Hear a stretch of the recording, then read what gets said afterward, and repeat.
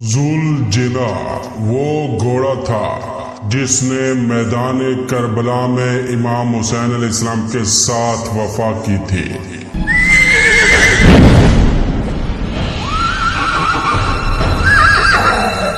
ये घोड़ा कहाँ से आया था और फिर कहाँ गया? मैदान करबला में इस घोड़े ने क्या काम अंजाम दिए? कैसे इसने इमाम हुसैन अलैहिस्सलाम के साथ वफा की?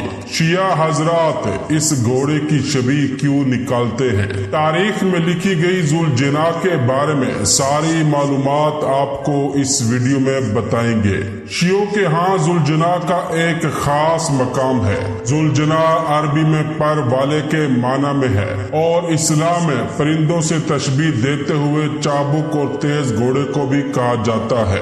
शिया अदबियात में ज़ुलजना इमाम हुसैन अलैहिस्सलाम के घोड़े को कहा जाता है। कहा गया है कि ज़ुलजना बहुत तेज और चाबुक थे और मैदान जंग में बहुत तेजी से अक्सुल अमल दिखाता था और तेजी में परिंदों की तरह था। इसी वजह से ये नाम दिया गया है। ज़ुलजना जिस्मानी साख्त के लिहाज से दूसरे जानवरों से मुख्तलिफ था। इसकी पेशानी पर एक खुशनुमा और चमकदार उभार था। मगरबी देवमालाई किस्सों में ऐसे घोड़ों को यूनिकून के नाम से पुकारा गया है। हजरत सुलेमान अलैहिस्सलाम के पास ऐसे घोड़े पाए जाते थे जिनके माथे पर एक चमकदार उभार या सींग हुआ करता था और इनके पर होते थे जो परवाज भी करते थे।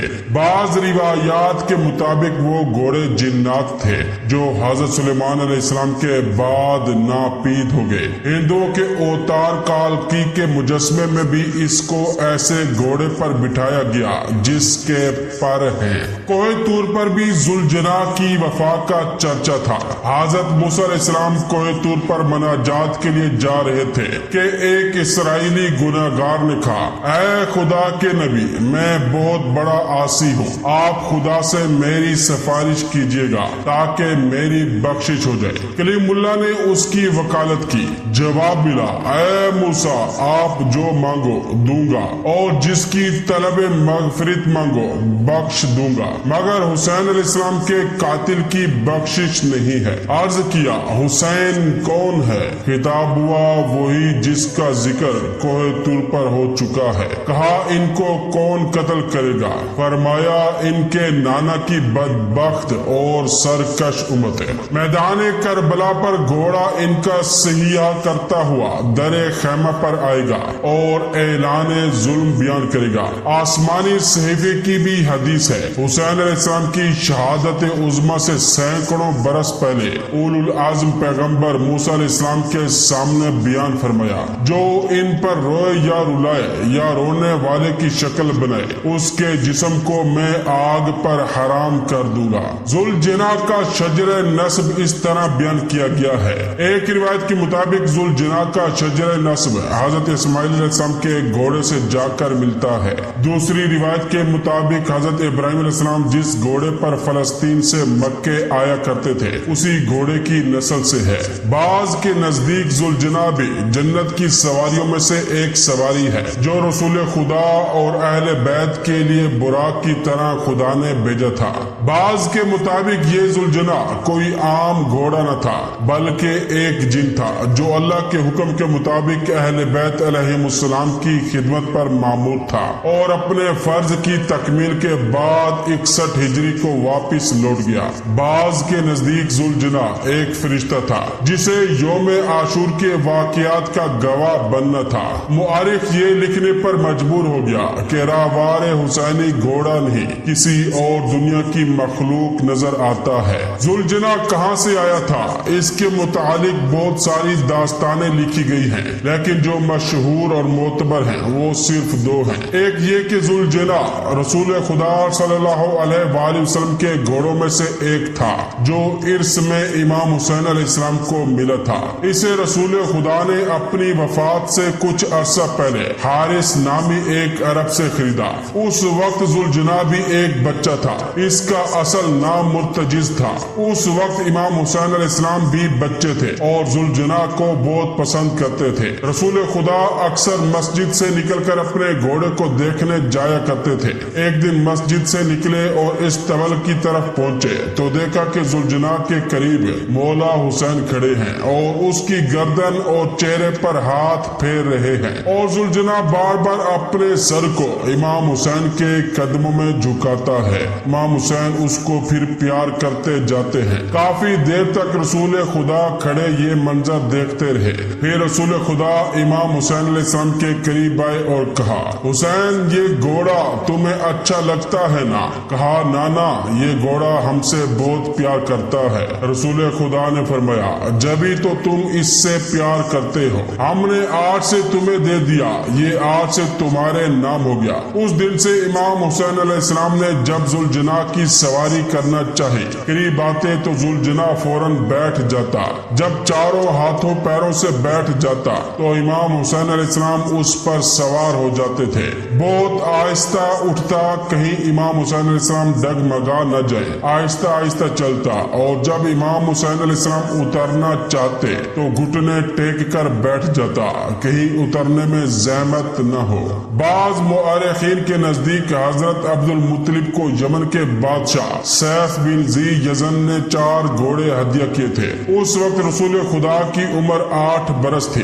بادشاہ یمن کی خواہش تھی کہ آپ ان گھوڑوں کو اپنے پوتے کو دے دیجیے گا، وہ بڑا ہو کر نبی بنے گا۔ میں نے آسمانی کتابوں میں اس کی پہچان پڑھی ہے۔ حضرت عبد المطلب نے وہ گھوڑے اپنے پوتے رسول خدا صلی اللہ علیہ وآلہ وسلم کو پیش کیے، اور آپ نے کم سینی کے عالم میں باری باری ہر گھوڑے کی سواری کی۔ ایک گھوڑے کا نام مرتجز رکھا، ایک گھوڑے کا نام میمون رکھا، ایک کا نام ذوالجناح رکھا، ایک کا نام تاویہ رکھا۔ سیف بن ذی یزن نے گھوڑے دینے کے بعد رسول خدا سے اپنی شفاعت کی دعا کی التجا کی تھی۔ کچھ لوگوں کا کہنا ہے کہ امام حسین علیہ السلام کا سارا سفر ایک اونٹنی پر تھا، اور نہ ہی میدان کربلا میں آپ کے پاس کوئی گھوڑا یا ذوالجناح تھا، اور نہ ہی راستے میں یا میدان کربلا میں آپ کو کسی نے گھوڑے دیے۔ امام حسین علیہ السلام کی سواری جو ذوالجناح کے نام سے موسوم تھی،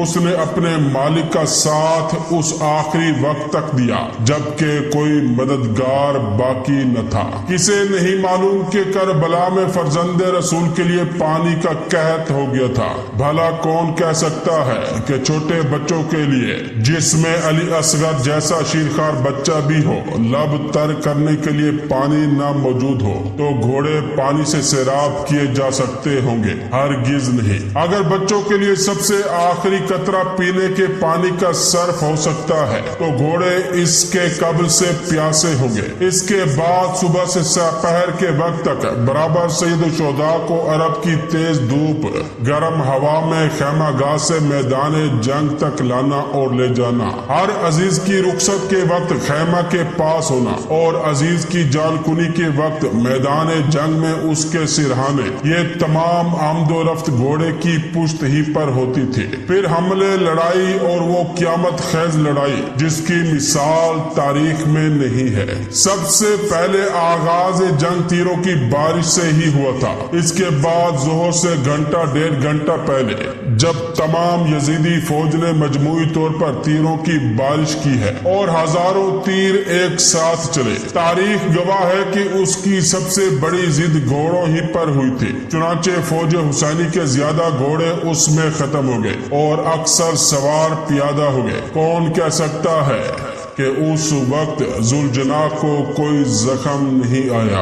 اس جنگ و جدال، اس ہنگامہ قتال میں گھوڑے کی پیاس، اس کے جگر کی سوزش اس کے احساس سے تعلق رکھتی ہے، مگر وہ یادگار ہے کہ جب فوج سے میدان صاف ہوا، فورات کا دامن بالکل خالی ہو گیا، امام حسین علیہ السلام نہر کے قریب آئے، گھوڑا اپنا نہر میں ڈال دیا اور یہ کہا کہ اے میرے با وفا دوست، تو بہت پیاسا ہوگا، یہ پانی موجود ہے، اپنی پیاس بجھا لے۔ اس وقت کوئی نہیں، فرات کی موجیں گواہی دیں گی، ساحل فرات شہادت دے گا کہ گھوڑے نے اپنی گردن اٹھا لی تھی، اپنا سر بلند کر لیا تھا، اپنا منہ بند کر لیا تھا۔ مطلب یہ تھا کہ میں ہرگز پانی نہیں پیوں گا جب تک آپ اس پانی سے سیراب نہیں ہوں گے۔ امام حسین علیہ السلام نہر سے باہر نکل آئے اور گھوڑا بھی پیاسا نکلا۔ پھر ایک وقت وہ بھی آیا کہ جب گھوڑے کی تمام کوششیں جنگ ختم ہو چکی،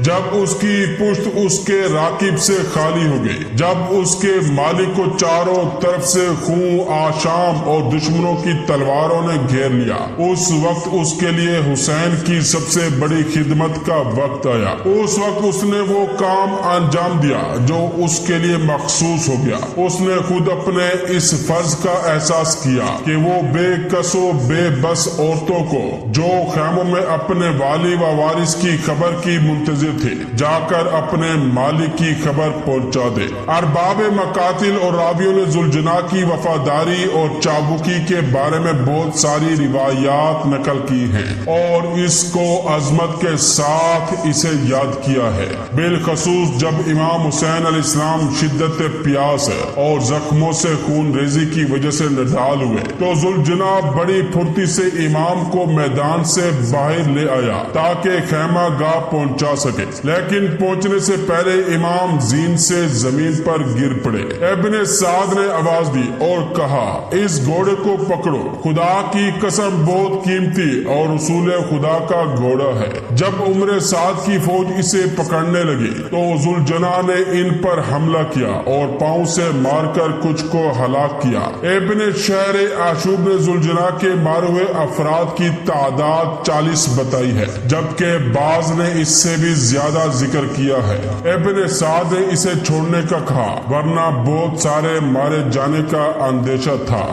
جب امام حسین علیہ السلام ذوالجناح کی زین سے زمین پر آ گئے تو ذوالجناح امام کے بدن پر آیا اور امام کے خستہ بدن کے گرد گھومتا تھا، بدن کو سونگتا تھا اور بوسے لیتا تھا، پھر اپنی پیشانی کو امام کے خون سے آلودہ کیا، جبکہ اپنے پاؤں کو زمین پر مارتا تھا اور ہن ہناتے ہوئے خیمہ گاہ کو چلا۔ خیمہ گاہ پہنچ کر ہن ہنانے لگا اور اپنے سر کو زمین پر مارنے لگا۔ جب اہل حرم نے ذوالجناح کو اس حالت میں دیکھا تو خیموں سے باہر آئے اور اس کے سر اور بدن پر ہاتھ پھیرنے لگے۔ ام کلثوم نے اپنے دونوں ہاتھوں کو اپنے سر پر رکھ کر فرمایا، واہ محمد واہ اجدہ ہو واہ انبیاء ہو۔ یہ مصائب کا واقعہ خطبہ اپنی مجالس میں بیان کرتے ہیں۔ روز عاشورہ ذوالجناح کے انجام کے بارے میں مورخین کے درمیان اختلاف رائے پائی جاتی ہے۔ بعض کا کہنا ہے کہ سید الشہداء کی شہادت کی خبر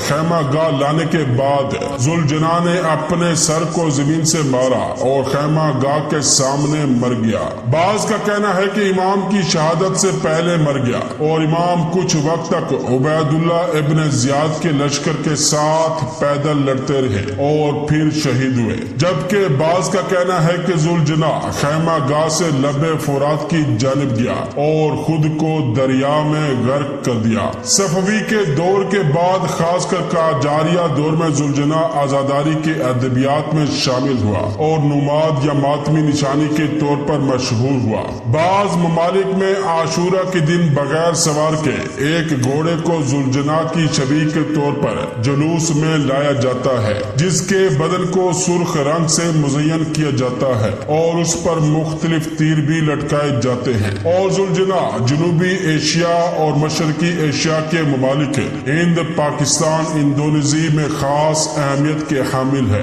اور آزاداری کے آئین میں سے ایک ہے۔ ان ممالک میں تاسوعا اور عاشورہ کے دن ایک گھوڑے کو سجا کر ذوالجناح کی شبیہ کے طور پر لایا جاتا ہے اور آزاداری کے دستوں میں اسے پھیرایا جاتا ہے اور لوگ اس سے تبرک کرتے ہیں۔ ذوالجناح کو سجایا کیوں جاتا ہے؟ کہتے ہیں کہ جب امام حسین علیہ السلام نے ذوالجناح پر سوار ہو کر مقتل کی طرف رخ کیا تو تمام مستورات نے دوریہ قطار بنا لی۔ جیسے ہی ذوالجناح نے مستورات کی قطار کے درمیان چلنا شروع کیا تو تمام مستورات اپنے سروں پر بندے کپڑے کھول کر ذوالجناح کی گردن میں باندھنے لگ گئی اور کہتی گئی ہمارے سر کے اس بندے کپڑے کی لاج رکھنا اور مشکل وقت میں امام حسین علیہ السلام کو نہ چھوڑنا۔ یاد رہے عرب خواتین برقعے کو سر پر سنبھالنے کے لیے دوپٹے کی طرح کا ایک کپڑا استعمال کرتی تھی جو ماتھے سے سر کی پشت کی جانب باندھا جاتا تھا۔ یہ بالکل دوپٹے کی مانند ہوتا تھا۔